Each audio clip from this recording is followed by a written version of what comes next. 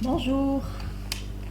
Aujourd'hui, nous allons voir dans cette vidéo comment repérer le groupe sujet et le groupe verbal. Dans une phrase, il y a toujours un groupe sujet et un groupe verbal, appelé aussi prédicat.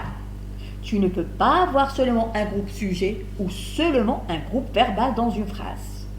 Le groupe sujet donne des informations sur le personnage qui fait l'action. Ce personnage peut tout aussi bien être une personne, un animal ou un objet.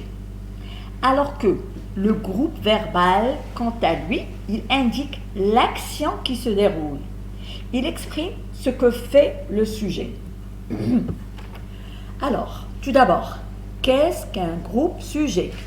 Le groupe sujet, c'est la partie de la phrase dans laquelle on dit de ce qu'on parle. Il s'agit d'une personne, d'un animal ou d'une chose. On la note souvent par un GS. Maintenant, qu'est-ce qu'un groupe verbal? Un groupe verbal, c'est la seconde partie de la phrase dans laquelle, on parle de l'action réalisée.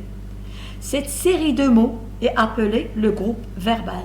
On la note par un GV. Le GV peut être composé d'un verbe seul ou d'un verbe accompagné d'autres mots. Maintenant, comment identifier les groupes verbal et les groupes sujet? Pour trouver facilement le groupe sujet et le groupe verbal, on répond à la question à trous. Ici, les trous, ça veut dire, je vais vous expliquer par la suite. Alors, on pose les questions. C'est qui ou ce sont qui? On trouve alors le groupe sujet dans le premier trou et le groupe verbal dans le second trou. Je m'explique. Je donne des exemples. Des exemples de groupe sujet et de groupe verbal. Le premier exemple dit « L'enfant lit ». Remarquez bien, mes chers élèves, le premier trou ici, c'est l'enfant. L'enfant, c'est le groupe sujet.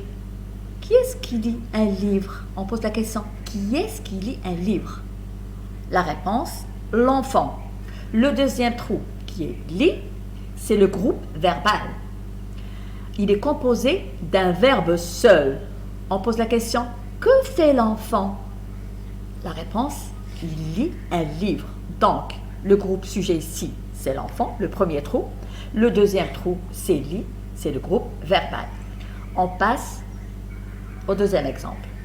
L'enfant lit un livre. Où est le groupe sujet? Le premier trou, c'est l'enfant. On pose la question, qui est-ce qui lit un livre? La réponse, l'enfant. Le deuxième trou, que fait l'enfant? Il lit un livre. Mes chers élèves, je crois que cette leçon a été assez claire. N'hésitez pas à me laisser vos commentaires. J'espère que ça a été trop facile. Merci. N'oubliez pas de vous abonner et à très bientôt.